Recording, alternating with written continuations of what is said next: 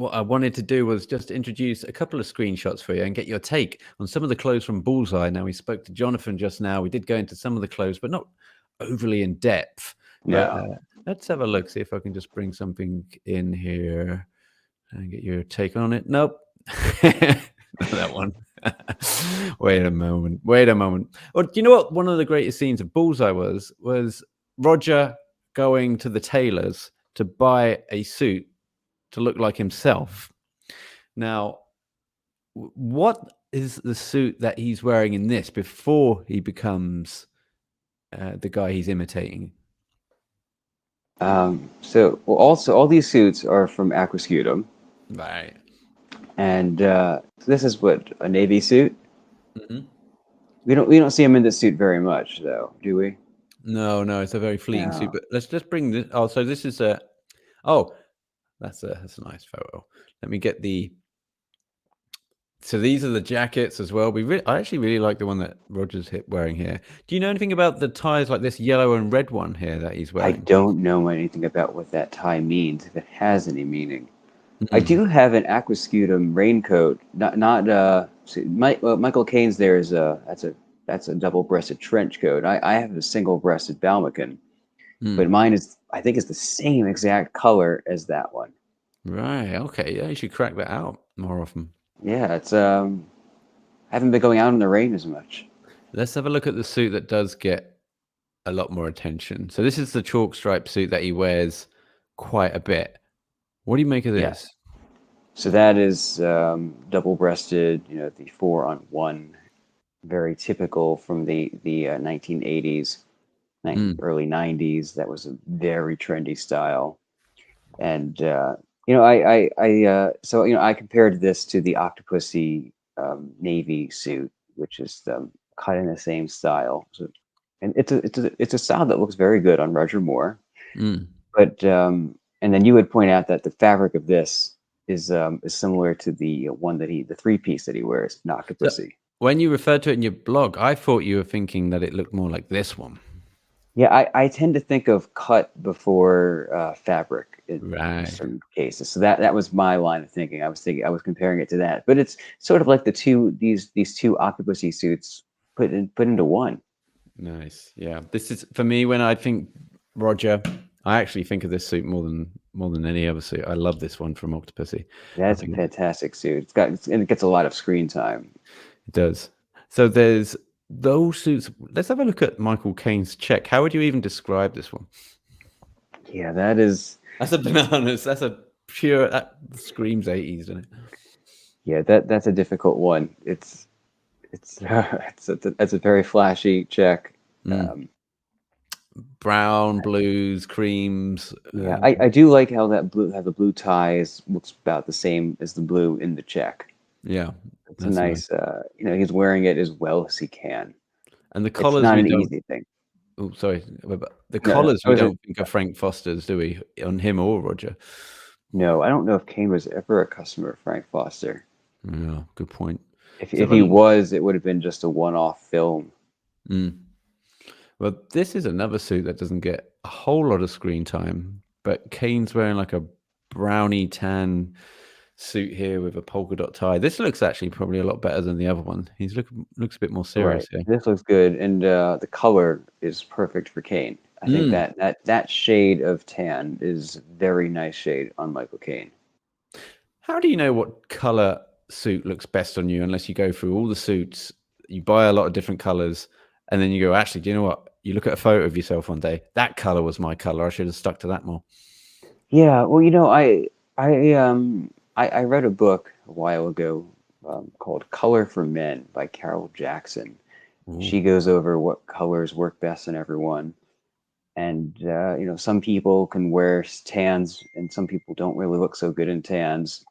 But this kind of golden tan works very well on Michael Caine's, somewhat warm golden complexion, that golden hair of his that he has in this film. This very warm tones, they look very good on Michael Caine. Whereas you see him maybe in grays, he doesn't look quite as good. And What do same thing we? for Roger. When you see Roger in that gray suit, gray, mid gray is not a good color on Roger because his complexion is too warm. The Mm. dark gray looks a little better, So like a but charcoal's better. I think Mm. so. But I would say that it's not even that great. But that ice blue shirt and the red tie, those are great on Moore, and that matters even more than I think than the suit does. Talk to me about one of the villains' bow tie. What is going on? I couldn't take my eyes Going off on. this when I was watching this. Ooh, that's a rough one. I had not paid this outfit any attention before. I guess I think I had just tried to forget about this. Now Yeah, I the think bow we all. tie, yeah, that's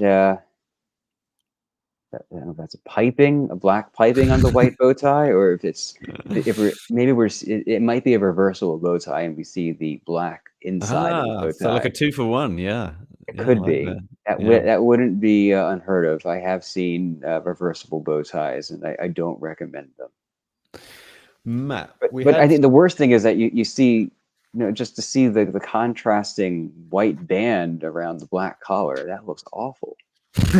Looks horrendous. If you want to look evil, then just stick someone in that, because that looks terrible. Well, Matt, we had a couple of other bits to get through that we didn't quite do with Jonathan. So, well, we have some fascinating shit from IMDb. I find a computer indispensable. So, Michael I find a Caine- computer indispensable. I get it, Christopher. I find a computer indispensable. Yeah, well, computer is not working so well for you, Peter. Yeah, I find a computer completely screws me up. Michael Caine's agent tried to talk him out of doing this film, but Caine was determined to finally work with his best friend Roger Moore. Well, Jonathan had other words to say about that, thinking that's not entirely accurate, but that's one of the more interesting things I found on IMDb. Not too many things about the clothes or anything else on IMDb about this film.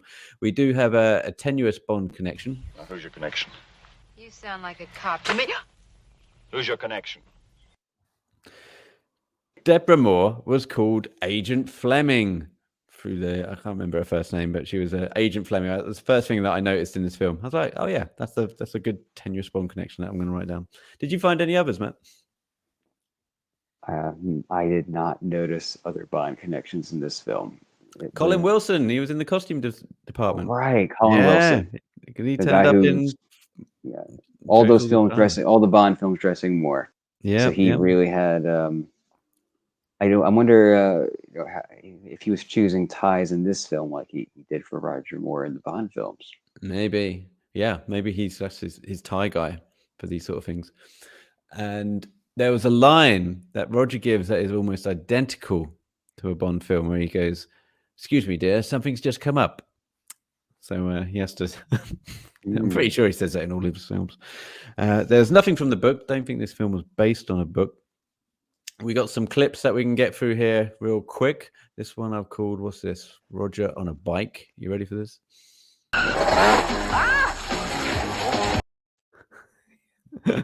Roger. Do you think that's his real voice there?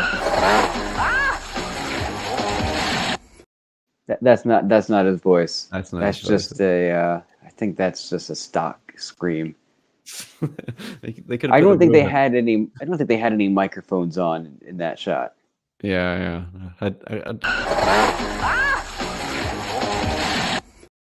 There's nothing capturing their voices. No. So, I mean, they could have asked Roger to film that later, to record his voice later, but I don't think they did. I like the idea of him having to come in and just doing which I'm sure he would have been paid for. This one, this clip is called "Hello, Ladies." Hello, ladies. There we go. It's Roger saying, chatting up his own daughter at the bar there. Slightly odd. What have I got here? I've got some slap bass. Oh, this whole soundtrack for this film is just littered with this. You ready?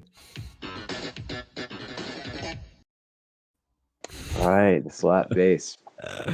Very much of that time. Well, I mean, I think Winter thought he had a really cool hip film because of that slap bass. Yeah. He's probably thinking he's right on the money with the times. But that's how you know it's a synthesized slap bass, because I don't think there's any nuance in that. It's not. It's not that. It's all very compressed. It's Oh yeah, that's a synthesizer for sure. definitely.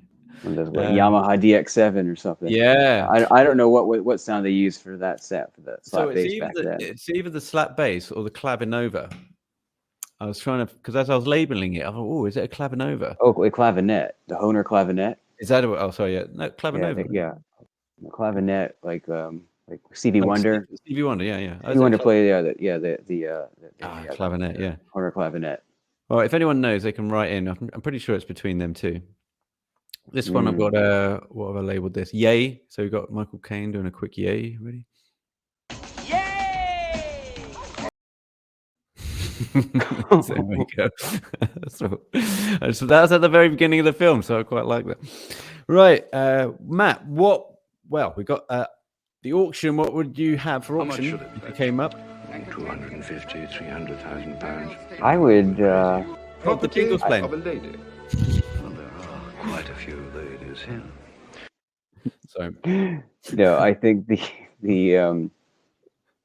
I'm a fan of Roger Moore's double-breasted striped suit. I think that's the nicest piece of clothing in this film. Nice. Yeah, that's that tie. Did I mention what tie it was in my blog? You did. It's a oh god, I've forgotten about it. Have you That's a proper regimental tie, isn't it? Well, that's why I'm wearing my Benson and Clegg regimental tie here, because I think that could be a Benson and Clegg tie. It was from a college. You said it's from a particular college, right? And then so it's possible that Benson and Clegg made that. Yeah. Oh, we'll have to get hold of them. We'll drop them a line. Well, for me, I'm going for the actual photo. That's what I want. The photo that he goes, because he had to obviously pose for that photo, and he's got that against the chalk stripe there on the. That's a great pose. I'm gonna have to try that one. Yes. Well, have you got a chalk stripe suit? I do not. Oh, neither do I. But I think it's gonna be a rush to the Oxfam for me to try and get a suit like that. Then I'll try and get hold of Benson and Clegg and see if they can loan me a college type. I'm sure you'll find some Aquascutum suits too. Yes. Yeah, especially now. Maybe on eBay as well. Good point. Yeah. Matt, thanks for indulging me with StreamYard. Everyone take a sip. My pleasure. At Bond Suits, the place to go and check out all the good stuff, including the blog, like I mentioned, from Bullseye. And until next time.